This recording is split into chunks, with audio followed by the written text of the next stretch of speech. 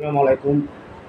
আপনি যত ভালো মানুষই হন, যত নৈতিকতায় ধারণ করেন, আপনার যদি অর্থনৈতিক কষ্ট থাকে, অর্থনৈতিকভাবে যদি আপনি অসচ্ছল হন, আপনার সমস্ত দক্ষতা, সমস্ত পারঙ্গমতা, সমস্ত সততা প্রশ্নের মুখোমুখি হবে।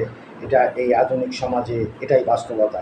সে বাস্তবতার নিরিখে সবাইকে সাবধানতার সঙ্গে অর্থনৈতিকভাবে সচ্ছল থাকবার ব্যবস্থাটিও করতে হবে, যুগের সঙ্গে তাল মিলিয়ে জীবন ধারণের জন্য নিহায়তি যেটি যেটুকু না হলে নয় সেটুকু ব্যবস্থা থাকতে হবে।